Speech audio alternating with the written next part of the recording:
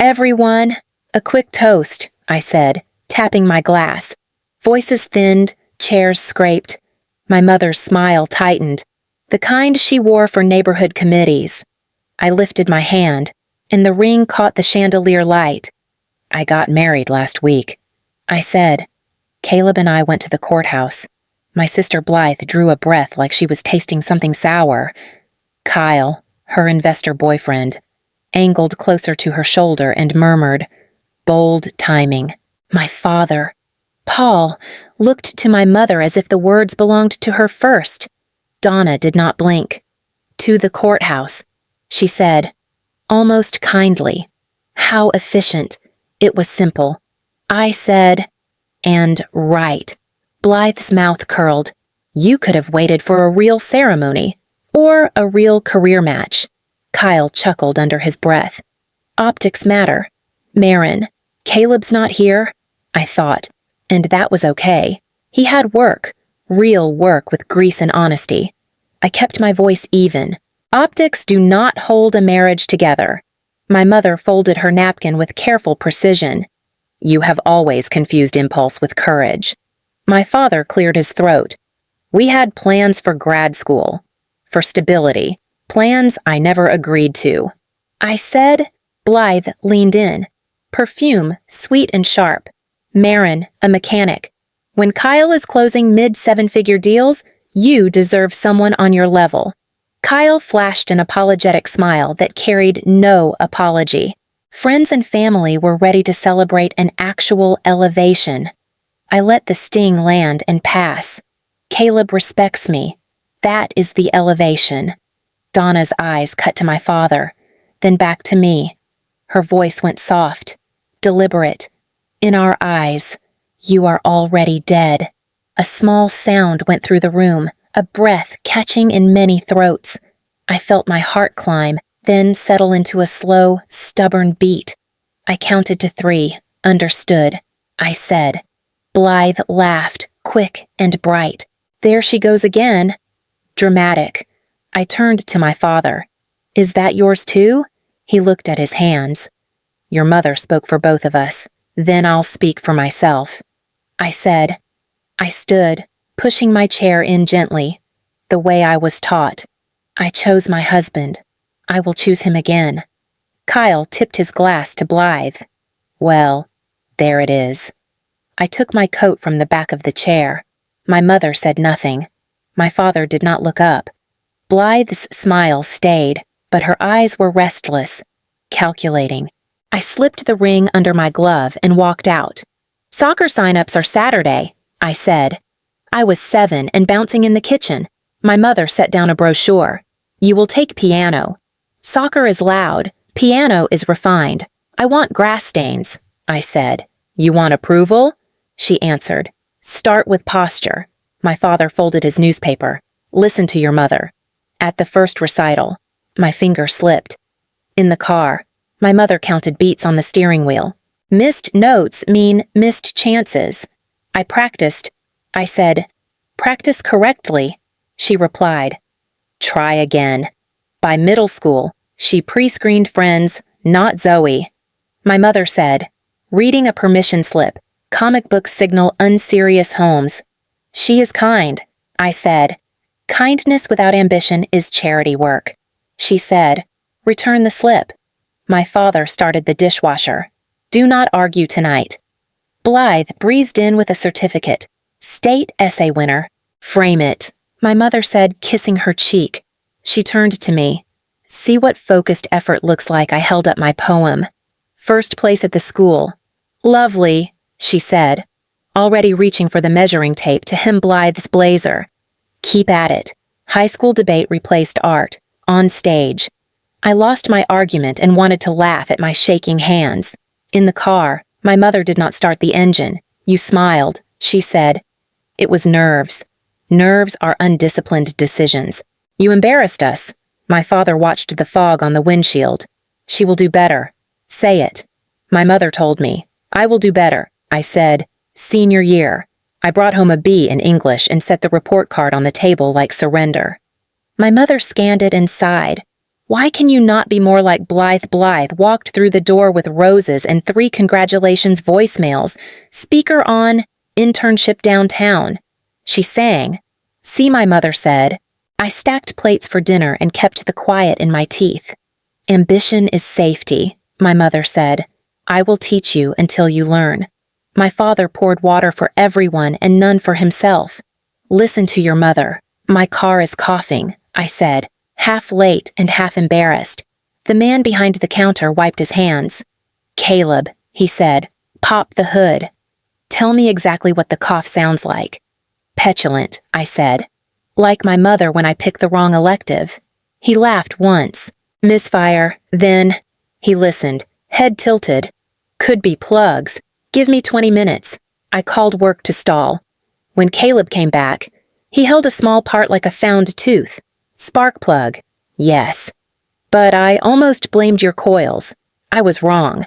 You could have let me pay for the wrong guess. I said. I prefer sleeping at night. He said.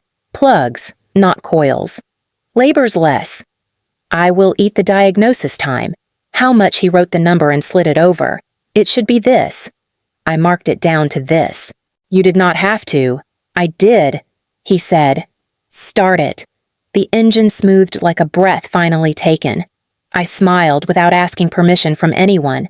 At the register, he said, You look like someone who apologizes to furniture when you bump into it. I was trained for polite. I said, Not for being seen. He gestured to the doorway. Try a burger later. I explain machines better with fries. Do you explain people? I asked. Only the honest ones. He said, We met that night at a diner. He listened when I described pitch rooms and panic, the way my mother grated my shoulders. You are enough, he said, not performing the words, just placing them down like a wrench he trusted. My phone lit up. Blythe, a photo of Kyle in a suit, captioned, Friends and family allocation closing fast. I turned the screen face down. Family, Caleb said. Not prying. They like trajectories. I said, Titles, return on optics. What do you like, being safe enough to be plain? I said. Plain is new. He nodded. Plain is good. Plain is real. When the check came, he reached, then paused. I know you can pay. I want to treat. Not to win. Just to say, I am here. I hear you. I said. On the walk to the lot. The air bit our faces. He looked at my car, then at me. If it coughs again, bring it back. I will admit it if I am wrong twice. You really sleep at night. I said, deeply. He said, You should try it. Family dinner. No surprises, my mother said, placing name cards as if they were contracts.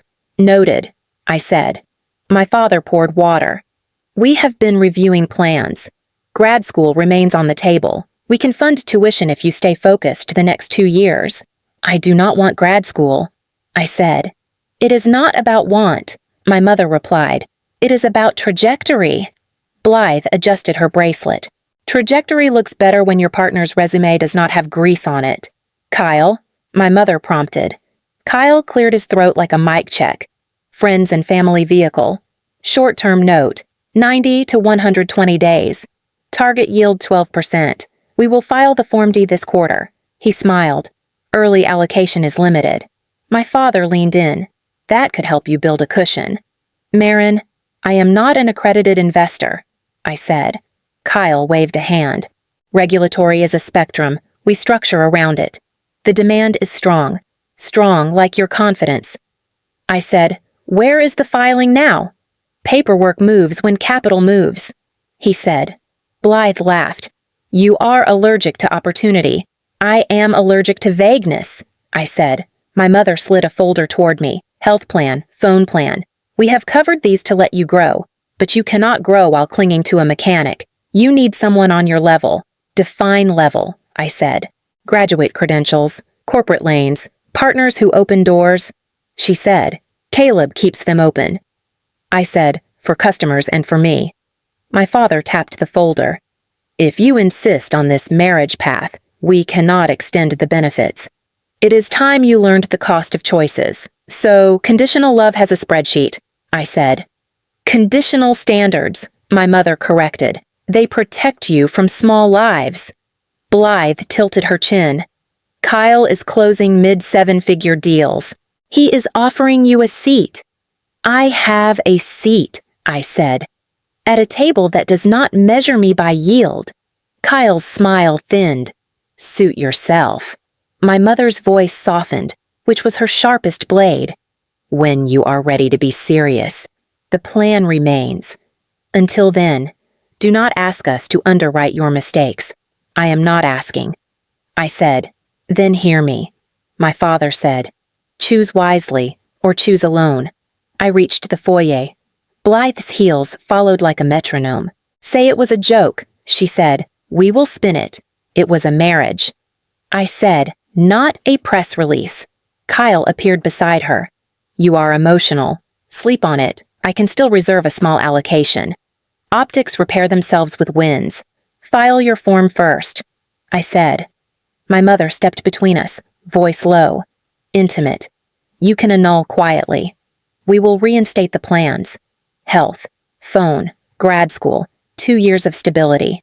Then we find you someone who fits. I chose someone who fits, I said. My father stood behind her, silent. His hands were in his pockets like he was carrying something he did not want to drop. Blythe smiled without warmth. Marin, a courthouse is for parking tickets. Courthouses hold vows too, I said. Donna's breath smoothed into decision. In our eyes, you are already dead. I looked at my father. Is that yours now? He stared at the carpet. It is ours. Understood, I said.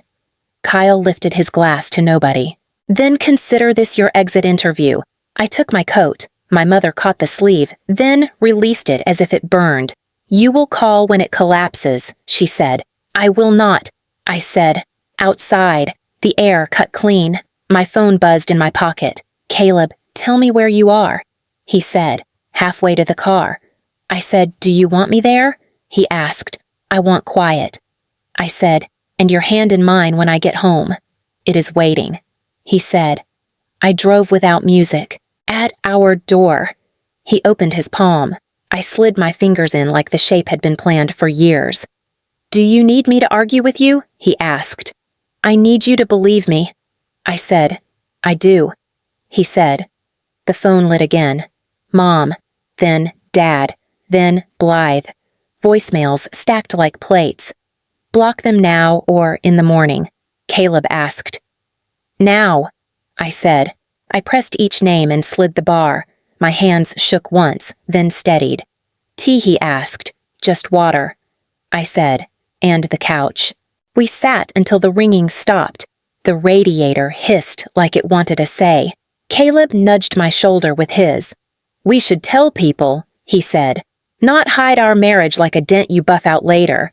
I am not hiding, I said. I am resting. Resting looks like flinching, he said. Then let me flinch in peace, I said. The edge in my voice surprised us both. He took a breath. Okay. I overreached. I overreacted. I said, truce, he said, and pressed his forehead to mine until my jaw unclenched. At work, my boss, Andrea, pointed at a whiteboard full of the client's buzzwords. They want disruption and authenticity.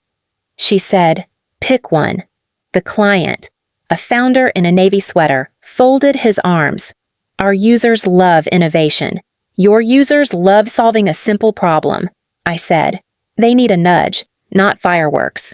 He frowned. Fireworks sell, not to people who are tired, I said. They buy relief. We lead with relief. Andrea glanced at me. Say the line. I faced the founder. Stop scrolling. Start living your afternoon. His chin lifted. That is not terrible. It is human, I said. Your product removes friction. We sell the sigh. He looked at Andrea, then back at me. Build it. Andrea waited until he left. That was clean, she said. You okay? I blocked my parents, I said.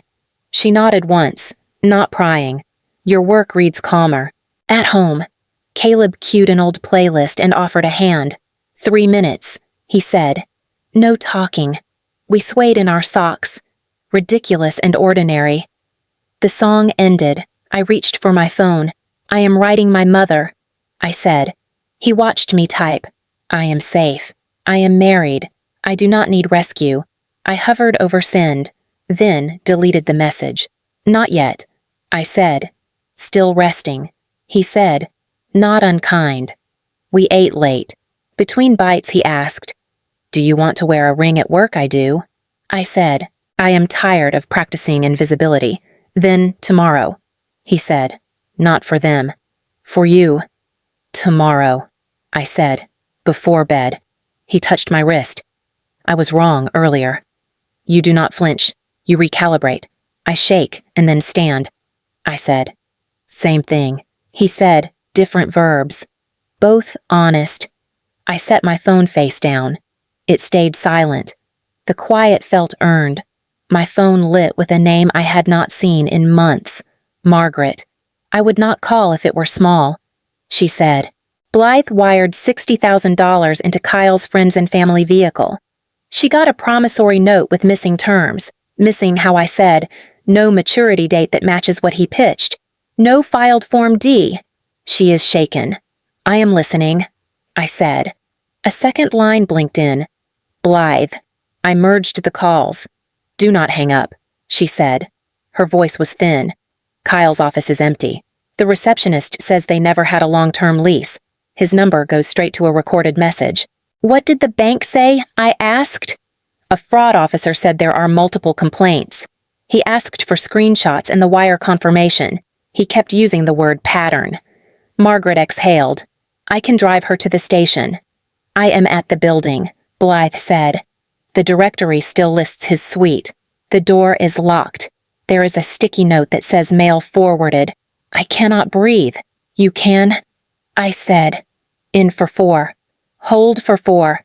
Out for 4. Do not coach me, she snapped, then swallowed. Sorry, I told Mom it was accredited only. I said we were lucky. The third line cut in. Mom. I let it ring. Then Dad. I answered him. Marin, he said, voice frayed. We are listing the house. We will clear the brokerage account. Short term. We will stabilize and buy back. Sell because of Blythe's note. I said, because of our family. He said, we rally. Donna took the phone. You are satisfied now. Your mechanic looks noble beside this. Does he not? Do not do that. I said, talk to counsel. File reports. Ask the bank about a hold. Do not sign anything in a hurry. Blythe's breath scraped the speaker. Mom wants me to post a statement. She says we control the narrative. You do not control losses with a paragraph. I said, Margaret, I am parking. Blythe, come downstairs. Marin, my father said quietly, returning to the line. If we need a short bridge, you will help. I will not loan, I said. I will read paperwork. I will give numbers for therapy. That is what I have. Donna's voice rose, then broke. You always were small. I am precise. I said. Silence held for a count of 4. Then Blythe whispered, I think he took everything. Margaret slid a small envelope across the cafe table. They asked me to deliver it. She said. I told them I would not argue their case. I turned the flap but did not pull the letter out. Did they try to script you? They tried, she said. I said no. I unfolded the note. My mother's handwriting looked careful, like she could fix things by pressing harder. We were harsh. We are frightened. Please meet. We need a short loan or a cosign while we stabilize. My father had added one line. I am sorry I followed instead of spoke. Say what you need to say to me, Margaret said. I am angry, I said. And I am not a bank. You can be both, she said. Angry and not a bank, at home. Caleb read the note and set it down. What do you want? I want them to learn without burning me again, I said. Say that out loud to them, he said, with terms. I called my therapist, Alina. If I meet, they will ask me to fix what they broke. What is your boundary sentence, she asked. No loans. No cosigns, therapy first, and a full accounting of debts, I said. Can you tolerate their anger if you hold that line? She asked. I can tolerate my own shaking, I said. Then that is your line, she said. I drafted an email. I will meet for therapy only.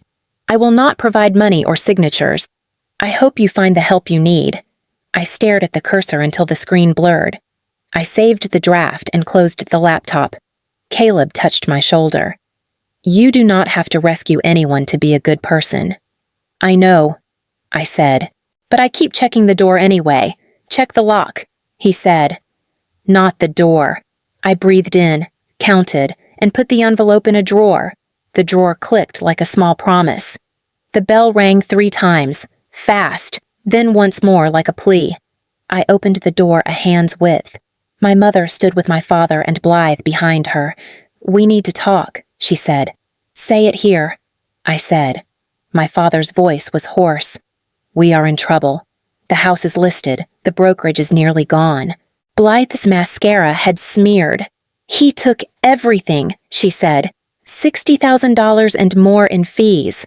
I cannot sleep. I cannot think. Caleb hovered behind me, silent. My mother reached for the frame. We were wrong about many things.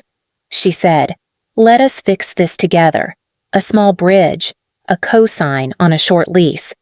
We will repay inside a year. No loans.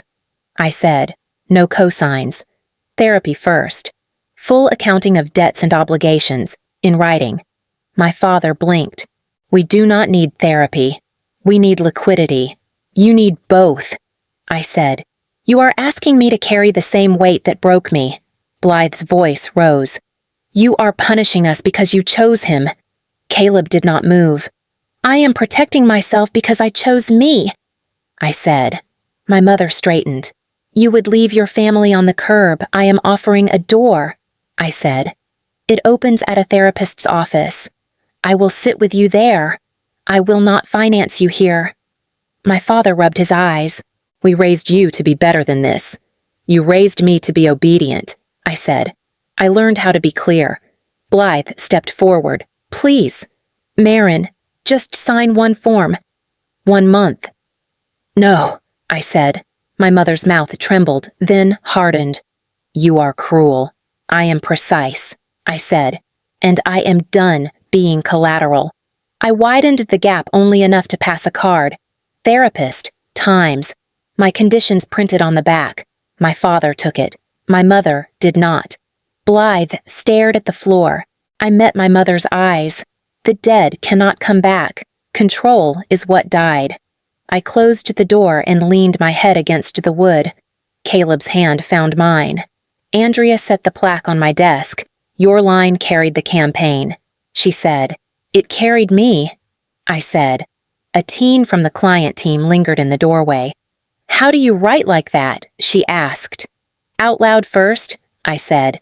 Then, with someone you trust telling you when it sounds false. I slid a notebook across. Try pages, not perfection. After work. A neighbor flagged Caleb in the lot. The sedan whines, he said. Caleb listened, nodded, and knelt by the wheel well.